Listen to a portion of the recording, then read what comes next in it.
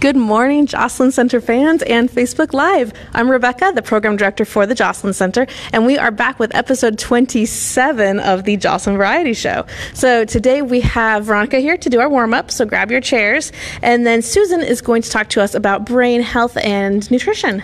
So if you're ready, and Aunt Maya, I'm talking to you, grab your chair and we'll do our little warm-up. Thank you, Rebecca. All right, let's go ahead and start right in for our marching. I'm going to move the chair over just a little bit. Okay. So marching is so good. You can use your chair for a little added support if you want, and you can still march. Just march slowly if you feel more comfortable, just easing into it. And if you've been sitting for a little while, just start real slow. And that also gives you time, as I like to always say, is to focus on what we're doing right now. So let go of everything that you were doing, and we don't need to anticipate what we're going to do after we're done with our warm-up. Just be right here, right now. Okay, so we're warming up. We're also challenging our balance by marching. Now, just be careful of your chair and just a little step side to side. And really just step side to side, just be mindful of your feet, so you're bringing one foot to the other. This is also a good balance challenge. You can also do this if you want behind your chair. Okay, I'm going to get back to the side of the chair and stand still for just a moment, and now we're going to do some knee raises. So lift one knee up and the other knee up. On your exhale, remember to use these muscles to help lift that knee. Exhale, exhale. And you can, as you see I'm doing, touching the chair, and then sometimes I'm not touching the chair. So whatever you feel more comfortable with. And if you usually touch the chair, that's good. You're taking care of what you need to do. And then challenge yourself sometimes by removing your hand. Okay. Now we're going to do some squats. So we're going to sit in the chair, stand in front of the chair. And if you have arms, you can use the arms to assist you. Excuse me. If you don't have arms, you're using your strength just to go all the way down. Okay. Now once you're in the chair, I think I mentioned this, was it yesterday? When you get out of your chair, make a big deal out of it. So what you're going to do is think about how you're going to stand up. You're going to use all these lower body muscles, your legs, your glutes, and take an inhale, and then exhale, stand up strong. Inhale down, don't sit down, just go down a little bit, and then up. Inhale down, up. Now make sure that you're reaching back for the seat, and then up. Just make sure you don't go forward like that. Always reach back. Okay, and one more, just a shallow squat, and then exhale up. Good, okay. Now, one other exercise that is very good for your legs too are these leg lifts that we've done. So we're just gonna lift side to side, alternate the legs, really strength. So we're a really strong movement, so you're lifting the leg, and you don't ever use any momentum to do it. You're using your strength. So you can feel that outer thigh muscle. Squeeze, squeeze. And this is another move that you can do while you're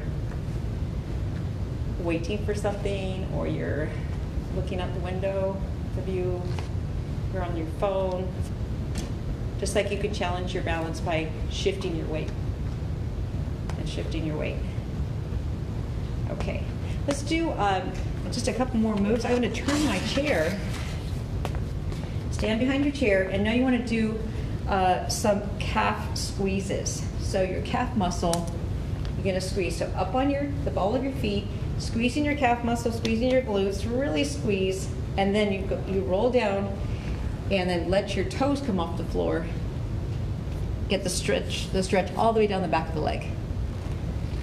Squeeze up, And then rock back, straight leg stretch, toes off the floor. So you want to make sure that you are using your chair for when you roll back onto your heels.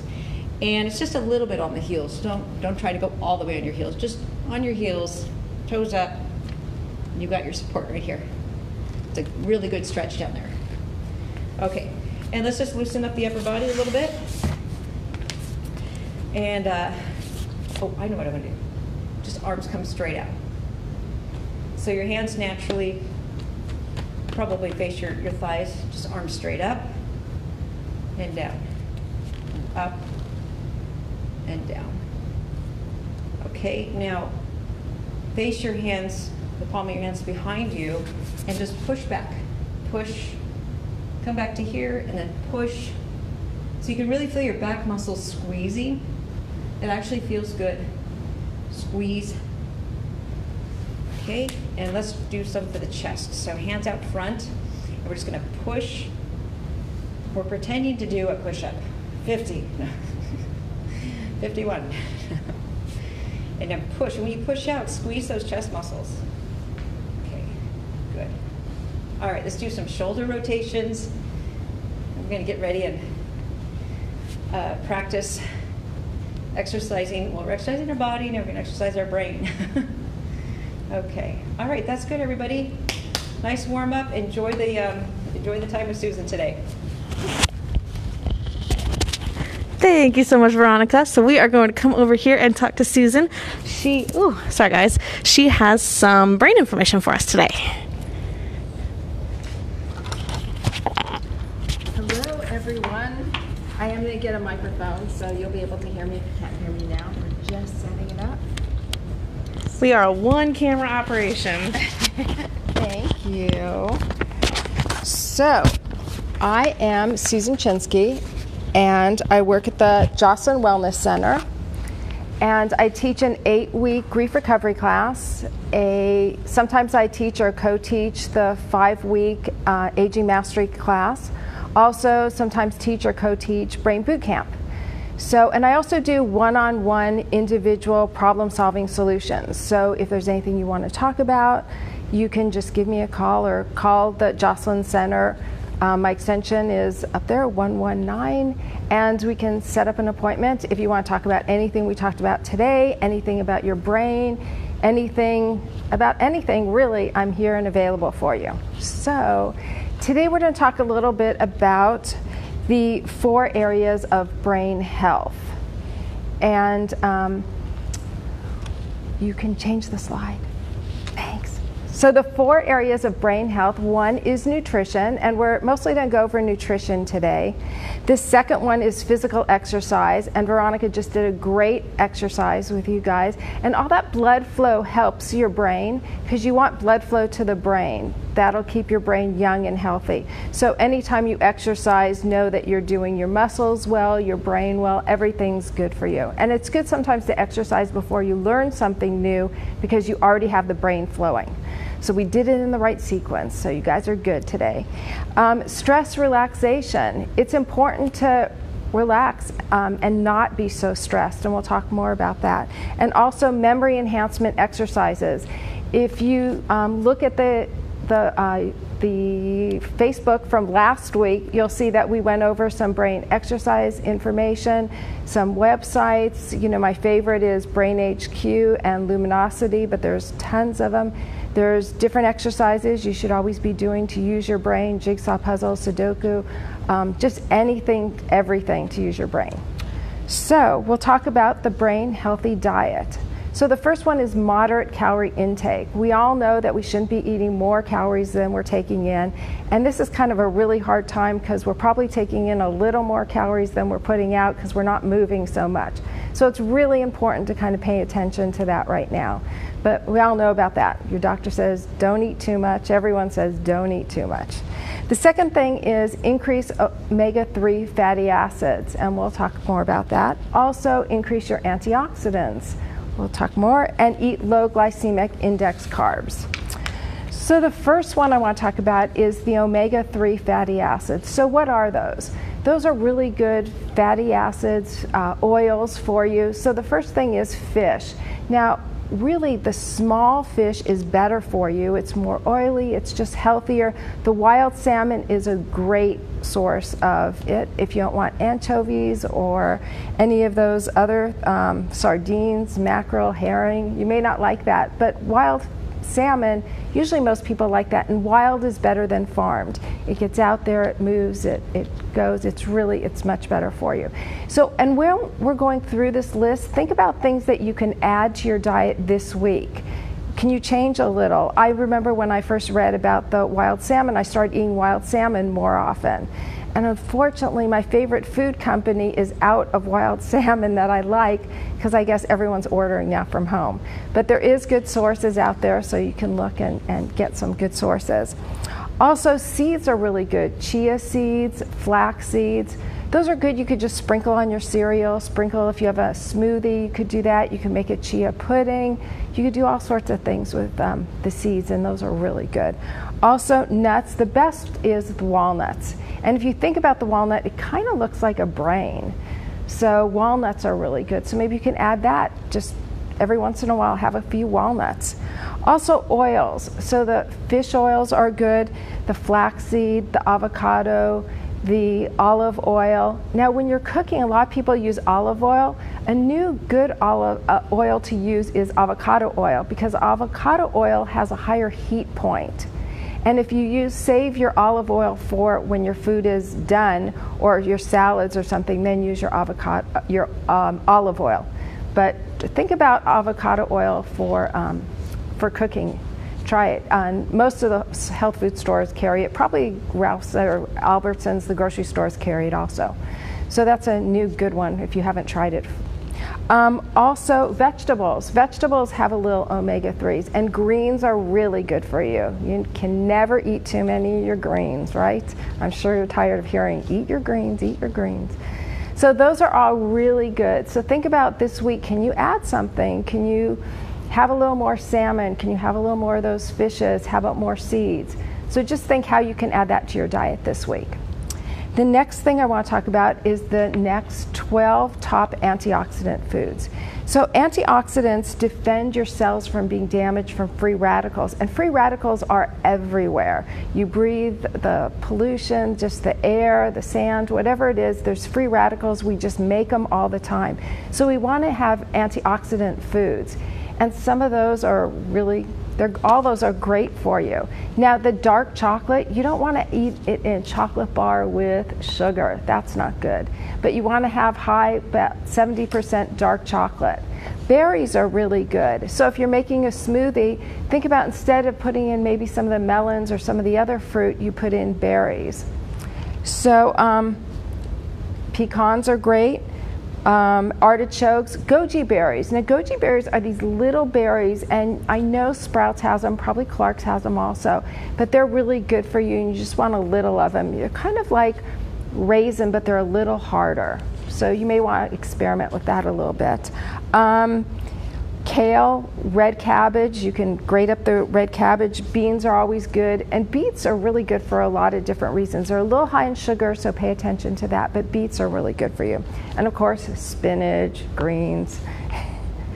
So the next thing is low glycemic index carbs. And you may not have heard of what that is, but what it is it's how it affects your blood sugar, the food that you eat.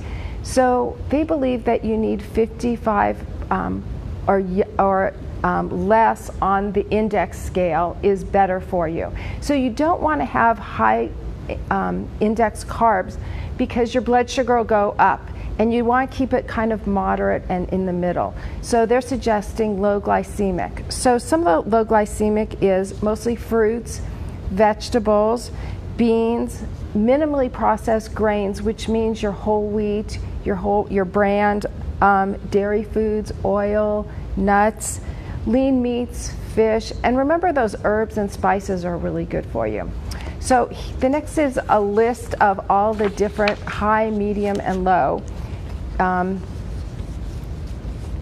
So you want to look at this list and look, are you eating mostly the low? Are you eating mostly the high? I know the high tastes so much better because it mostly is sugar and it turns everything to sugar.